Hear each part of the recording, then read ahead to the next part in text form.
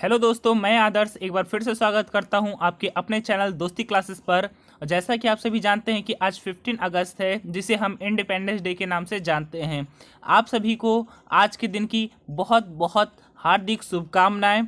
और आज हम लोगों का जो जीके जीएस कंपटीशन है वो मैराथन क्लास में होने वाला है। तो आज का जो हम लोग का टॉपिक है वो मेन ये है कि पढ़ना है जोरम जोर से, क्योंकि नौकरी चाहिए शोरम शोर से।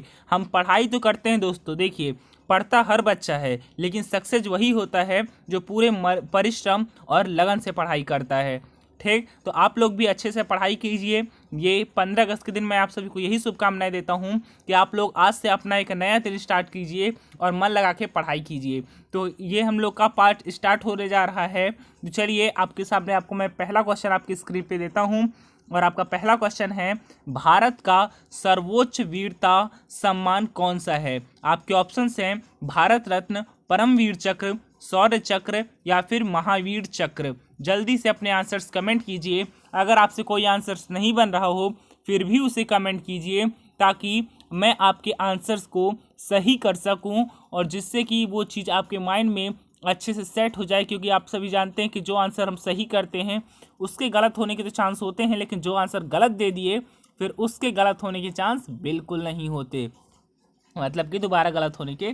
तो चलिए आपका जो सही जवाब है वो है ऑप्शन नंबर दूसरा, यानी कि परमवीर चक्र। भारत का सर्वोच्च वीरता सम्मान कौन सा है? परमवीर चक्र। आपका दूसरा क्वेश्चन है, भारत का सर्वोच्च सम्मान कौन सा है? क्वेश्चन में बिल्कुल कंफ्यूज मत होइएगा। ऊपर क्वेश्चन था भारत का सर्वोच्च वीरता सम्मान कौन सा है, और यहाँ पूछा जा रहा है भारत का सर्वोच्च सम्मान कौन सा है। आपके ऑप्शंस हैं परमवीर चक्र, भारत रत्न, महावीर चक्र या फिर शौर्य चक्र। पूरे ऑप्शंस वही हैं। जल्दी से इसका भी आंसर बता दीजिए। जैसा कि मैंने आपको बता ही दिया है कि परमवीर चक्र सर्वोच्च वीरता सम्मान है, तो ये तो इसका आंसर होगा नहीं। तो आपका जो सही जवाब है वो है ऑप्शन नंबर दूसरा, यानी कि भारत रत्न। भारत रत्न भारत का सर्वोच्च सम्मान है। ठीक, आपका तीसरा क्वेश्चन है इंडिपेंडेंस डे का, विश्व की पहली घड़ी किस देश में बनाई गई थी? आपके ऑप्शंस हैं अमेरिका, भारत, जापान या फिर इंग्लैंड। जल्दी से इसका भी आंसर कमेंट कर दीजिए। चलिए, तो आपका जो सही जवाब है वो है ऑप्शन नंबर चौथा, यानी कि इंग्लैंड। विश्व की जो पहली घड़ी है वो इंग्लैंड में बनाई गई थी। ठीक, चलिए, तो आपका चौथा क्वेश्चन है, अंडों के उत्पादन में भारत का विश्व में कौन सा स्थान है? आपके ऑप्शंस हैं पहला, दूसरा, तीसरा या फिर पांचवा। तो चलिए, इसका जो सही आंसर है वो है ऑप्शन नंबर दूसरा, यानी कि हाँ दूसरा।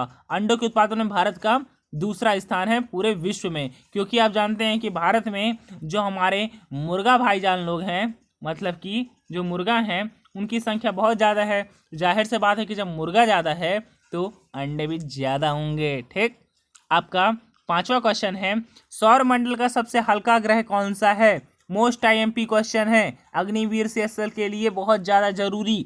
जल्दी बताइए, सौर मंडल का सबसे हल्का ग्रह कौन सा है? मंगल, शुक्र, शनि, बुध। तो चलिए, इसका जो सही जवाब है वो है ऑप्शन नंबर तीसरा, यानी कि शनि सौर मंडल का सबसे हल्का ग्रह है। जैसा कि मैं आपको बता चुका हूं कि जो शुक्र ग्रह है वो सबसे चमकीला ग्रह है।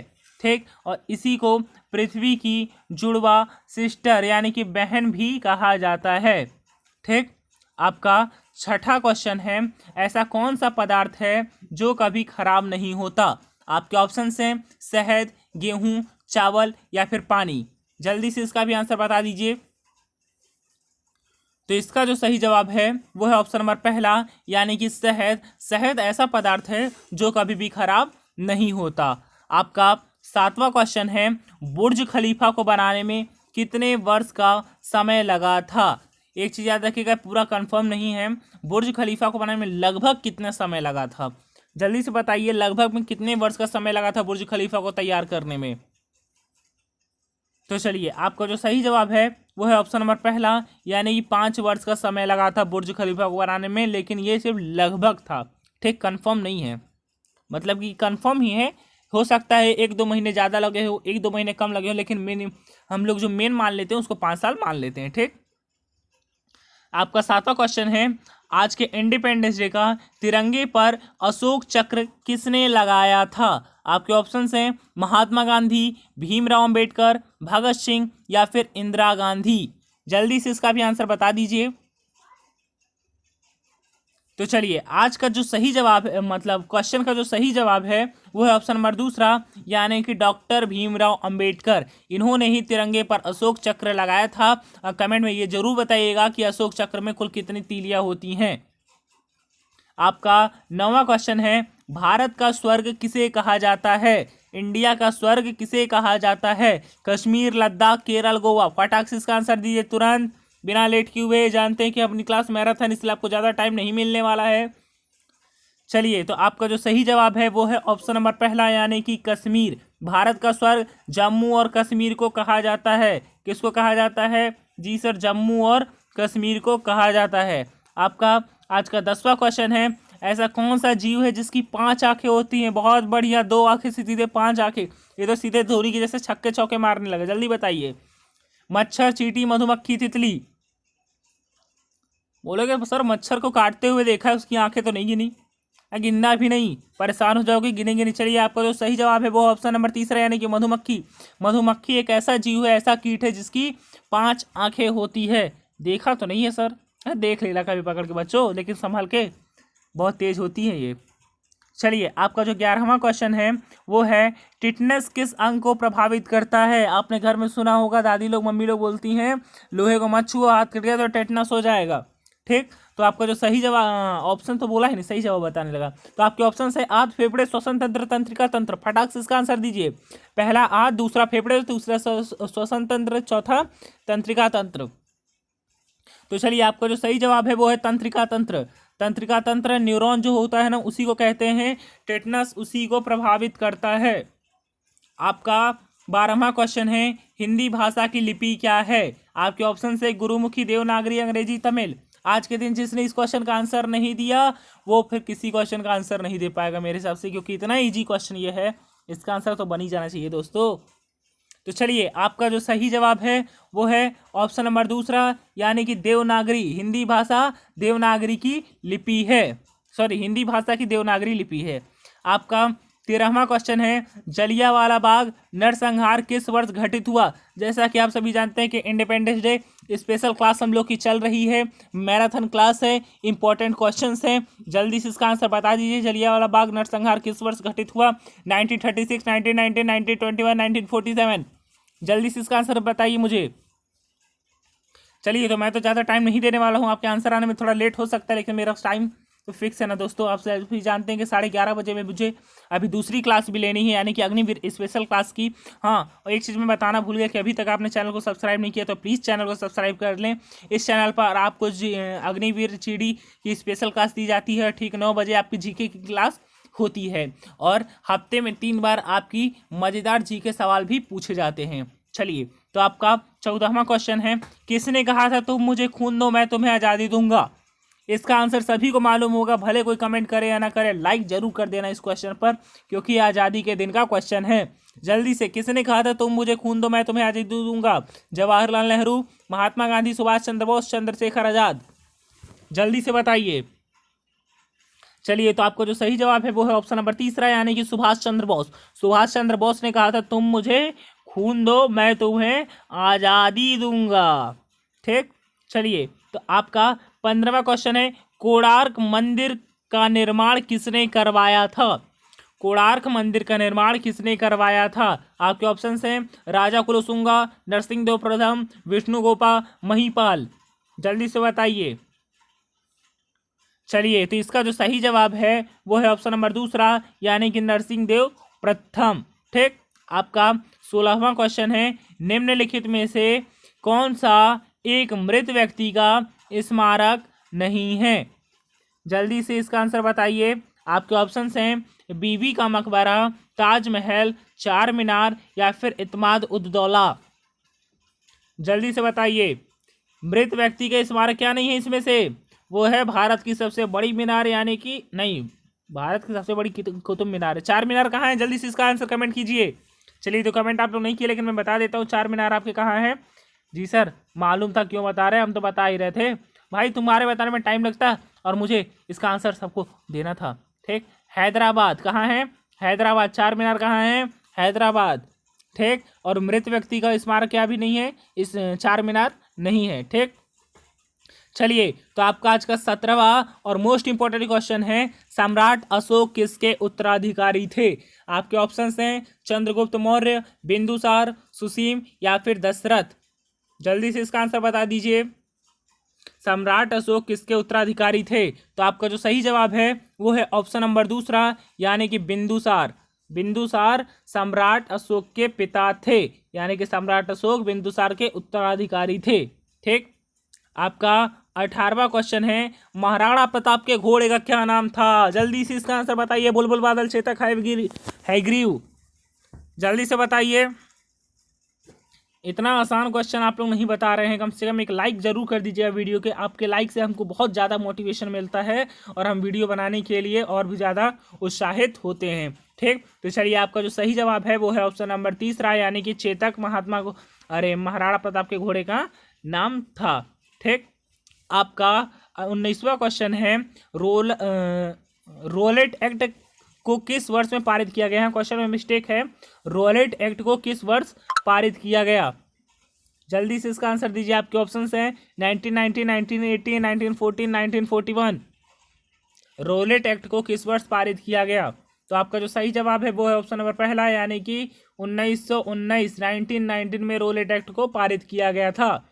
आपका 20वां क्वेश्चन है, वास्को डी गामा भारत कब आया था? आपके ऑप्शंस हैं 1492, 1498, 1499 या फिर 1500। जल्दी से इसका बताइए, वास्को डी गामा भारत कब आया था? तो चलिए, आपका जो सही जवाब है वो है 1498, यानी कि 1498 में वास्को डी गामा भारत आया था।